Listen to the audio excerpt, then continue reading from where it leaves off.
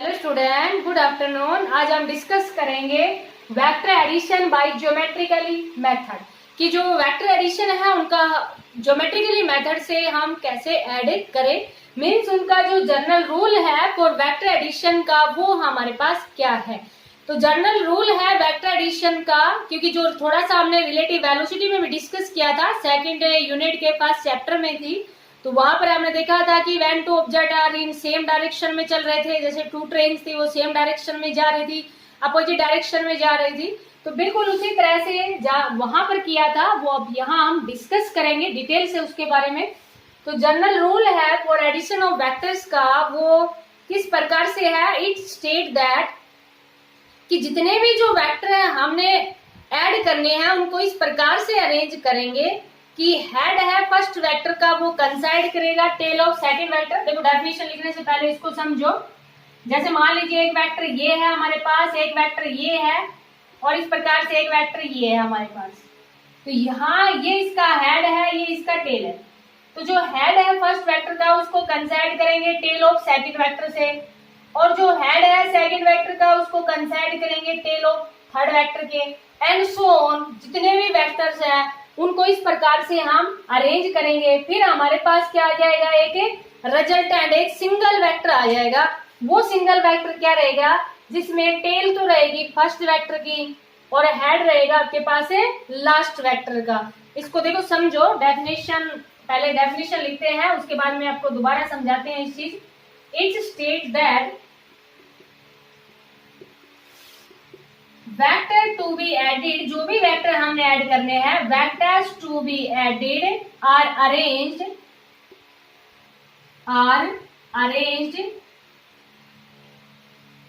in such a way that head of first vector coincide with tail of second vector and head of second vector coincide with tail of third vector and so on. इस प्रकार से कितने भी vectors हैं उनको इस प्रकार से ही हम करते जाएंगे।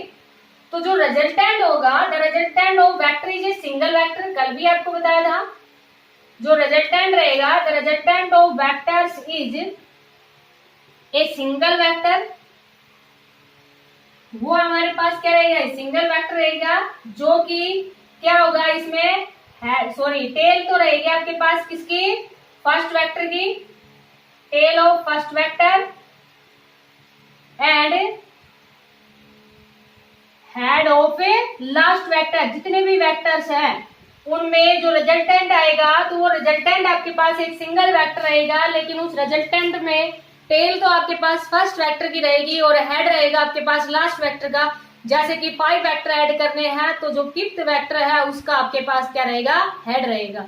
इसको समझाते हैं डिटेल से। देखो समझ में आ गया होगा कि किस प्रकार से, इस प्रकार से उनको अरेंज करते हैं कि जो हेड है फर्स्ट वेक्टर का उसको कंसाइड करेंगे टेल ऑफ सेकंड वेक्टर के, और जो हेड रहेगा सेकंड वेक्टर का उसको कंसाइड करेंगे टेल ऑफ थर्ड वेक्टर के, एंड सो ऑन। इस प्रकार से हम उनको अरेंज करते जाएंगे। जैसे कि देखो आपके पास पहले हम 2 वेक्टर का ले लेते हैं, उसके बाद में हम n वेक्टर का लेते हैं।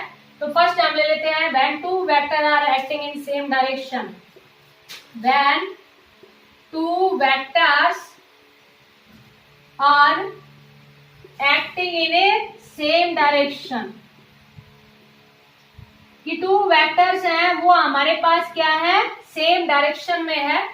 जैसे ये वेक्टर ये ले लिया हमने, दूसरा वेक्टर ये ले लिया, और they are acting in the same direction. तो रूल आपके पास क्या है, ये जो हेड है फर्स्ट वेक्टर का उसको कंसाइड कर देंगे टेल ऑफ सेकंड वेक्टर के। जो इसका रिजल्टेंट रहेगा वो आपके पास देखो यहां से बिल्कुल साफ दिख रहा है, किसके इक्वल आ गया, a प्लस b के इक्वल आ गया। इन मैग्नीट्यूड में भी अगर बात करें तो मैग्नीट्यूड में देखो ये, इसको आप ऐसे लिख दो या सिंपल आप ऐसे लिख दोगे। तो ये हमारे पास देखो क्या रहा, एक सिंगल वेक्टर बन गया ना दोनों को मिला के। ये आपके पास क्या है, a प्लस बी, या आप किससे रिप्रेजेंट कर दोगे इसको, r से, जिसमें आपके पास टेल तो है फर्स्ट वेक्टर की और हेड है लास्ट वेक्टर की। तो समझ में आ गया होगा आपको कि when two vector are acting in a same direction then resultant हमारे पास क्या आ गया, उन दोनों का सम आ गया। और ये आपके पास दोनों का सम, जैसे कि मान लीजिए 5 है और ये आपके पास 6 है, तो दोनों का रिजल्टेंट है वो आपके पास कितना आ जाएगा, 11 आ जाएगा। ये मैं अब when two vector are acting in a different direction, two vectors है वो किसमें है, डिफरेंट डायरेक्शन में है, लेकिन उनके बीच में एंगल है वो आपके पास कितना है, 0 डिग्री। जैसे अभी भी आपके पास एंगल कितना था दोनों के बीच में, 0 डिग्री। डिफरेंट डायरेक्शन में है तो 180 डिग्री हो जाएगा। तो यहाँ पर देखो आपके पास ए वेक्टर ये है और दूसरा वेक्टर है वो इस तरह से आपके पास, ये ए वेक्टर है, ये हमारे पास क्या आ गया, बी वेक्टर। ये दोनों डिफरेंट डायरेक्शन में है। आपको रूल ध्यान रखना है बस ओनली। रूल आपके पास क्या है, जैसे कि जो वेक्टर ए था उसको हमने एज इट इज लिख दिया, जितना इसका मैग्नीट्यूड था उतना हमने लिख दिया, ये वेक्टर ए था, ये वेक्टर बी है। रूल आपके पास क्या रहेगा, इसका हेड है वो इसकी टेल के साथ कंसाइड करेगा। तो देखो इसकी टेल के साथ कंसाइड किया, तो इसकी टेल के साथ कंसाइड करेंगे तो इधर आ जाएगा ना। और ये हमारे पास क्या था, ए था, तो यहां से आपको दिख रहा है ये पूरा ए था और इतना ये इसमें क्या आ गया, बी आ गया। तो आर है वो किसके इक्वल आ गया, ए माइनस बी के इक्वल आ गया। मीन्स यही वैल्यू तो बची आपके पास बस ओनली। और जो लास्ट में जो डायरेक्शन है वो किधर रहेगी, जो कि बड़ा वेक्टर है। बड़ा वेक्टर आपके पास क्या था, ये था, तो रिजल्टेंट जो डायरेक्शन है वो ये बच जाएगी, ओनली इतनी बच जाएगी। रिजल्टेंट डायरेक्शन है वो इतनी बच जाएगी, जिस रिजल्टेंट डायरेक्शन में टेल तो आपके पास फर्स्ट वेक्टर का और हेड है वो किसका रहेगा, सेकंड वेक्टर का रहेगा। तो यहाँ पर देखो एक चीज आपको समझने की है कि जैसे कि मान लीजिए अगर यहाँ पर b बड़ा होता, यहाँ पर a है वो b से बड़ा है, a b से बड़ा है, तो आपके पास यहाँ फिगर में आपको दिख रहा है कि a वेक्टर है वो मैग्नीट्यूड में b से बड़ा है, तो r इजिकल टू कितना लिख दिया, a माइनस बी। और अगर मान लीजिए ये इससे छोटा होता, ये वाला इससे अगर छोटा होता तो फिर आपके पास क्या हो जाता, b माइनस ए हो जाता। तो ये हमारे पास क्या बच गया, इसका रिजल्टेंट बच गया। मीन्स ये जो रिजल्टेंट है r, ये r है और r हमारे पास किसके इक्वल है, a माइनस बी के इक्वल है। जैसे कि मान लीजिए ये वैल्यू हमारे पास 4 थी और ये वैल्यू 2 थी, तो रिजल्टेंट कितना बचा, 2। और रिजल्टेंट कौन सी डायरेक्शन में रहेगा, जिस डायरेक्शन में आपके पास बड़ा वेक्टर है उस डायरेक्शन में आपके पास रिजल्टेंट होगा। तो ये क्या है कि when two vector are acting in a different direction. अब हम ले लेते हैं कि two vector are acting at some angle, कि उनके बीच में कुछ एंगल है। जैसे ये तो आपके पास सेम डायरेक्शन में था, अपोजिट डायरेक्शन में है। अब हम ले लेते हैं कि when two vectors are acting at some angle, उनके बीच में क्या है, कुछ एंगल है। जैसे कि ए वेक्टर तो ये है और बी वेक्टर इस टाइप से है, इनके बीच में कुछ एंगल है, तब आप इनका रिजल्टेंट है वो किस प्रकार से निकालेंगे। रूल आपके पास वही रहेगा, head of first vector coincide with the tail of second vector, इस प्रकार से उनको हम अरेंज करेंगे। तो यहाँ पर देखो आपके पास ये वेक्टर ए है, इसके टेल को उठाओ, इसके टेल को उठाया, यहाँ रखा, ये वेक्टर ए है, तो ये इसका क्या कहलाएगा, रिजल्टेंट कहलाएगा आर।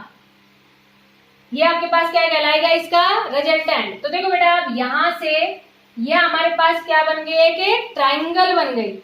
तो इसको हम क्या कह देंगे, triangle law of vector addition, triangle law of a vector addition. और इसके बारे में हम डिटेल से पढ़ेंगे, जो कि नेक्स्ट कल करवाएंगे आपको, triangle law of vector addition. यहाँ पर थोड़ा सा समझा देते हैं, डिटेल से कल करेंगे हम इसको। Triangle law of vector addition के अकॉर्डिंग देखो क्या है, कि यहाँ देखो when two vector are acting some angle, then rule आपके पास वही रहेगा कि head of first vector coincide with the tail of second vector. Coincide किया तो ये हमारे पास क्या आ गया, इसका रिजल्टेंट आ गया, और ये हमारे पास क्या बन गई, एक ट्राइंगल बन गई। तो देखो यहाँ पर एक two vector triangle law vector addition को किस प्रकार से हम लिखेंगे, अभी समझ लो, फिर कल दोबारा लिखते हैं इसी चीज को, कि two vector are represent by the two sides of triangle taken in same order. Same order का मतलब जानते हो, ये भी इसी डायरेक्शन में है, ये भी इसी डायरेक्शन में है। Then resultant of magnitude and direction is given by the third side of triangle taken in opposite order। क्योंकि कल आपको समझाया था position vector, position of object with respect to origin mean जहां से, जैसे यहां से था तो इससे आउटवर्ड डायरेक्शन में, तो ये हमारे पास क्या हो जाएगा, इसका रिजल्टेंट हो जाएगा। तो यहाँ देखो आपके पास क्या है कि when two vector are acting some angle then resultant is given by the triangle law of vector addition। और triangle law of vector addition आपके पास क्या होता है कि ये देखो थ्री साइड बन गई तो ट्राइंगल हो गई, समझ में आ गया होगा बेटा, कि to sides of triangle represent by the two vectors acting in same order कह दो या एक्टिंग इन सेम डायरेक्शन कह दो। Then resultant of magnitude and direction is given by the third side of triangle taken in opposite order या taken in opposite direction। तो ये हमारे पास क्या रहेगा, triangle law of vector addition. कल इसके बारे में डिटेल से इसका मैग्नीट्यूड और डायरेक्शन कैसे निकालते हैं तो कल आपको समझाएंगे, इस तरह से परपेंडिकुलर डाल के निकालते हैं। पहले ये वाला देखो, यहाँ पर अभी हमारे पास क्या है कि ये वाली कंडीशन आ गई। अब टू वेक्टर्स का जो रिजल्टेंट है वो हम पैरेललोग्राम के द्वारा भी निकाल सकते हैं। पैरेललोग्राम के द्वारा कैसे निकाल सकते हैं, थोड़ी सी कंस्ट्रक्शन कर दें कि जितना ये है उतना यहाँ ले लिया, जितना ये है उतना यहाँ ले लिया। देखो बेटा समझ में आ गया होगा, थोड़ी कंस्ट्रक्शन कर दी हमने, डायरेक्शन तो वही ले ली, इसकी डायरेक्शन इधर थी, देखो यहां से इसकी डायरेक्शन इधर थी तो इसकी डायरेक्शन को हमने इधर ही ले लिया, और ये ए था, इसकी डायरेक्शन इधर थी तो इसकी डायरेक्शन को भी हमने इधर ही ले लिया। तो यहाँ पर देखो आपके पास क्या है कि when two vector are acting some angle then resultant is given by the triangle law of vector addition भी और parallelogram law of vector addition. ये आपके पास क्या बन गया, एक पैरेललोग्राम बन गया। और पैरेललोग्राम में आप जानते हो कि जो अपोजिट साइड्स हैं वो क्या होती हैं, पैरेलल। तो यहाँ पर देखो two vector are represent by the two adjacent side of parallelogram. देखो बेटा ये इसके एडजेसेंट साइड है या ये इसके एडजेसेंट साइड है, तो देखो ये इसके एडजेसेंट साइड है। तो if two vector are represent by the two adjacent sides of parallelogram then resultant of magnitude and direction is given by the diagonal of parallelogram। ये इसका क्या है, डायगोनल है। तो यहां से समझ में आ गया होगा कि when two vector are acting some angle then resultant is given by, किसके द्वारा देते हैं हम, triangle law of vector addition के द्वारा भी और parallelogram law of vector addition के द्वारा भी। Parallelogram law of vector addition को किस प्रकार से डिफाइन करेंगे, if two vector are represent the two adjacent side of parallelogram then resultant of magnitude and direction is given by the diagonal of a parallelogram। जो resultant और magnitude है वो किसके द्वारा दिया जाएगा, उसके डायगोनल के द्वारा दिया जाएगा।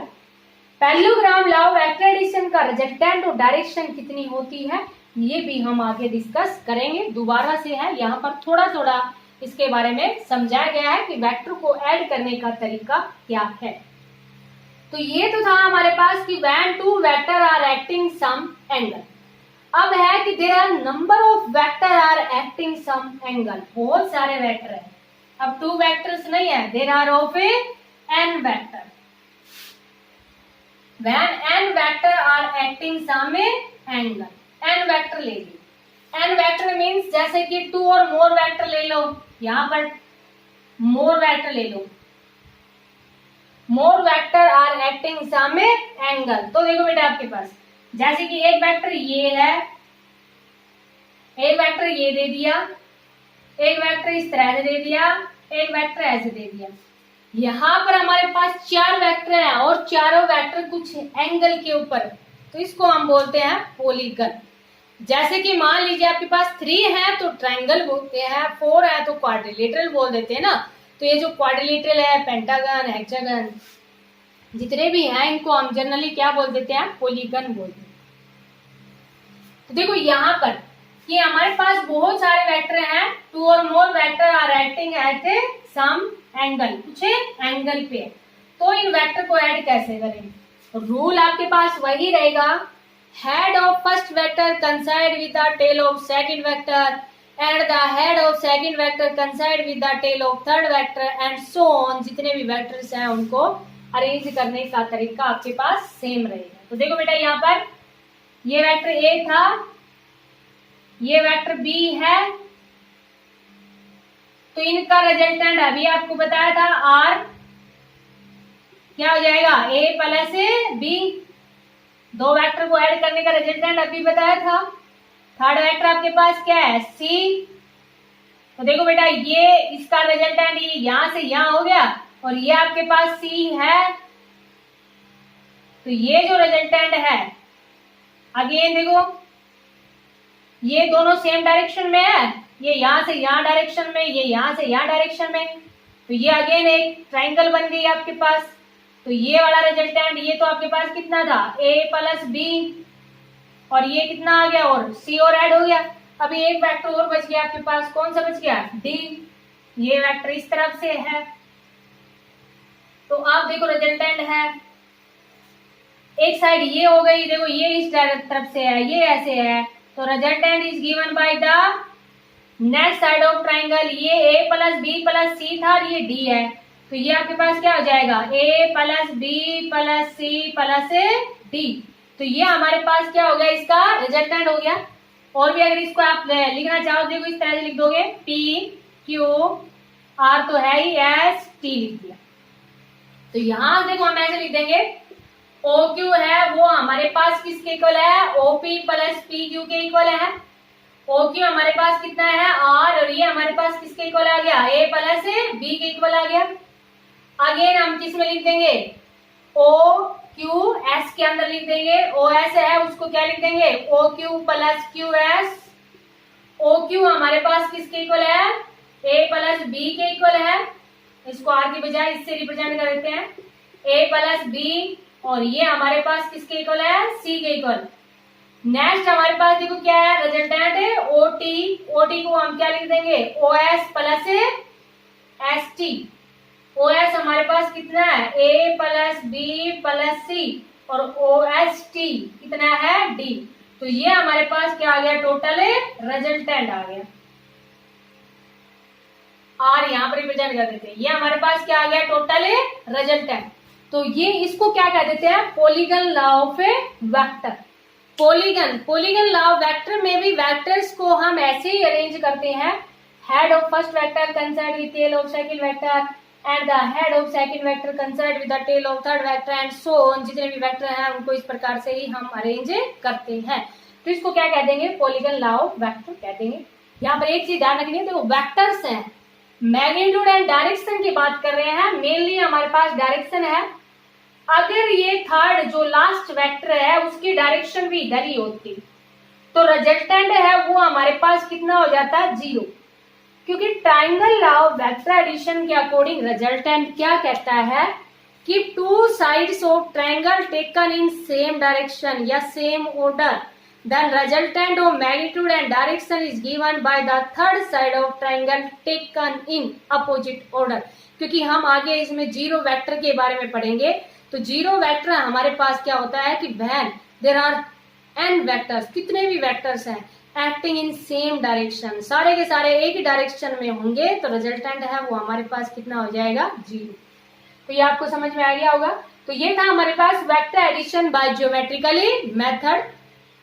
अब इनको हम आगे डिटेल से पढ़ेंगे दोनों लॉ को। ट्राइंगल लॉ वेक्टर एडिशन के द्वारा रिजल्टेंट आपके पास कितना आता है इन मैग्नीट्यूड में और डायरेक्शन में, और पैरेललोग्राम के द्वारा वेक्टर जो रिजल्टेंट है वो कितना आता है, और आगे की क्लासेस में हम इनका यूज करते हैं। जैसे कि 12th में भी हमारे पास रिजल्टेंट है, उसका यूज होता है, तो इसको आप अच्छे से पढ़ना। Thank you.